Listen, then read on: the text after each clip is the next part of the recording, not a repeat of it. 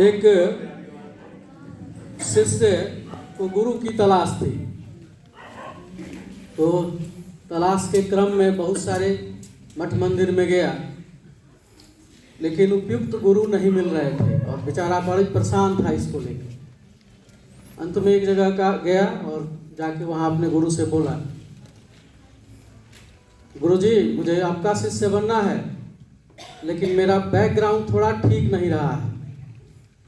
मैं चोरी करता था, डकैती करता था, मांसाहार का सेवन करता था, शराब पीता था, लेकिन आपके शरण में रहने पर शायद मेरे अंदर परिवर्तन हो जाए, ये सारी चीज़ें छूट जाए, मैं एक अच्छा मनुष्य बन पाऊँ, इसलिए आप मुझे अपना शिष्य बना लें।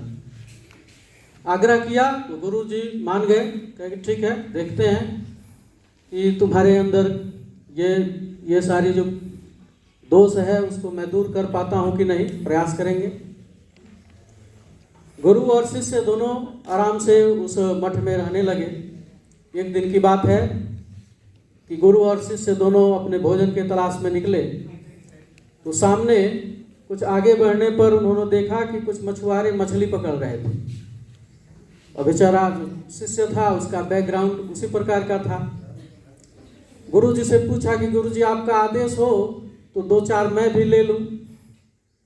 गुरु जी ने कहा कि ये पाप है, मांसाहार हम लोगों को नहीं करना है, अब हम लोग साधु के जीवन में हैं। फिर कुछ दूर आगे बढ़ा, फिर उसका पैर वहीं पे चिमक गया और वो आगे बढ़ने, उसका पैर आगे नहीं बढ़ रहा था। गुरु उसकी अंतरात्मा को समझ गए, कहे कि ठीक है, अब जिद कर रहा है तो जाओ 1-2 ले लो, ज़्यादा नहीं लेना, और जो मिल जाए उतना से संतोष कर लेना और आ जाओ। गया 2-3 मछली लिया और लेके आया। पूछा कि गुरुजी इसको रखें कहाँ, कुछ है तो नहीं। तो गुरुजी के पास कमंडल था। कहा कि गुरुजी कुछ देर के लिए उधार दे दीजिए, इस कमंडल में मछली को रखना है और फिर उसको घर जाके आग में जला के मैं इसको शुद्ध कर दूंगा। तो गुरु ने कहा कि ठीक है, शुरुआती चरण है अभी, और जो शुरू के शिष्य होते हैं कोयले के तरह होते हैं, उनकी प्रकृति कोयले के भांति होती है। बहुत चिंगारी डाल के, बहुत जो पंखा चलाने पर उनमें ज्वाला आती है, और जो अच्छे शिष्य होते हैं वो पेट्रोलियम के तरह होते हैं, थोड़ी सी चिंगारी डाली कि पूरा धधक के जो है जलने लगते हैं। तो वो थोड़ा सा कोयला वाला नेचर का था। तो गुरुजी ने कहा कि ठीक है, धीरे धीरे परिवर्तन होगा। लेके मछली उसको मंडल में रखा और लेके आया। फिर गुरुजी से आग्रह किया कि गुरुजी बनाए कहाँ। तो गुरुजी ने कहा कि ठीक है, जंगल से कुछ लकड़ी ले लो और ईंट का चूल्हा बना लो और जला लो, बना लो मछली अपना। वैसे ही किया, मछली तैयार हो गई। अब गुरु अपना भोजन बनाए, शिष्य अपना भोजन बनाया, दोनों सामने बैठ गए भोजन करने। थोड़ा सा खाया शिष्य ने और कहा कि गुरुजी बहुत टेस्टी है। गुरु ने कहा कि भाई कितना हूँ टेस्टी है, मेरे लायक नहीं है, छोड़ दो। कहा कि सर गुरुजी जल में कोई छल नहीं होता, इसमें जल भी है। तो गुरुजी ने कहा ये तो बात ठीक है तुम्हारी, जल में छल नहीं होता और इसमें टमाटर है, धनिया है, सरसों है और सारे मसाले हैं, जल है, उसको लेने में कोई दिक्कत नहीं है, बस मछली नहीं है। तो वो बर्तन जो है उठाया और गुरु का जो थाली थी उसमें से जो रस है उसका ग्रेवी वो गिराने लगा, ऊपर से प्लेट लगा दिया। छोटे छोटे टुकड़े जो है मछली के वो गुरुजी के प्लेट में आ गए। गुरुजी उसको टेस्ट किए, बड़ा आनंदित थे और कहे कि थोड़ा सा और गिराओ। तो प्लेट से रोका हुआ था। तो गुरु ने कहा कि जो स्वतः आता है उसको आने दो। तो जो स्वतः आता है उसको आने दो, रोकना पाप है।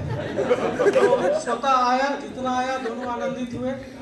मेरे कहने का मतलब ये था कि यहाँ भी प्लेट चल रहा है, रोकना पाप है, जो आता है आने दीजिए। लेकिन एक चीज का ध्यान रखना है, जो आता है आने दीजिए, सुबह में योगा कर लीजिए। योगा नहीं करिएगा। आज आग्रह भी किया गया है कि योगा करना है, इसलिए ये भी ट्रेनिंग का एक हिस्सा है। और मैं आपको सीरियसली बता दूं कि जब हम लोग सीटेट वगैरह पास करके और वेट एंड वॉच में थे कि अब विज्ञापन आएगा, तो हमारे शिक्षा मंत्री जो है प्रोफेसर साहब, उन्होंने कहा कि एक छोटा सा एग्जाम पास करना है।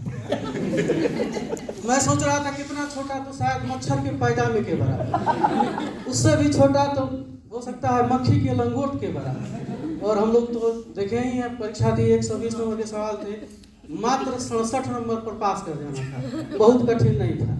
तो सरकार अभी जो सोच रही है कि छल हुआ है, सरकार के साथ गाल हो गया है। अभी जो है 2 स्टेप बाकी है, एक फिजिकल और दूसरा मेडिकल। तो जो आता है उसको आने दीजिए, लेकिन योगा कर लीजिए। ऐसे होता क्या है, योगा नहीं करिएगा, केवल जो आता है आने दीजिए, तो ये जो मध्य प्रदेश है फैल के गर्दनी बाग को तोड़ जाएगा। और भारत के जो 2 जुड़वा शहर है, सिकंदराबाद और हैदराबाद, उसके समान अलग से दिखने लगे। फिर जो है फिजिकल की जो बात है, हो सकता है कि शुद्धि पत्र आ जाए 26/2023 को संशोधित करते हुए फिजिकल को जोड़ा जाता है यूपीएससी अधिकारी अभ्यर्थियों के लिए। और महिलाओं के लिए 7 मिनट में 1600 मीटर की दौड़, और पुरुष अभ्यर्थियों के लिए 6 मिनट में 1600 मीटर की दौड़, 3.5 फीट महिलाओं के लिए और 4.5 फीट ऊंची कूद। तो ये सब समस्याएं कहीं आ जाए। फिर ऐसे आ गए 30 वर्ष से ऊपर का उम्र है, भाई डायबिटीज है, अर्थराइटिस है, कोलेस्ट्रॉल बढ़ा हुआ है, बीपी है, कैसे विद्यालय जाइएगा? तो मेडिकल भी हो सकता है। इसलिए ये सब सुझाव मेरा मानिए, काम करते रहिए। धन्यवाद।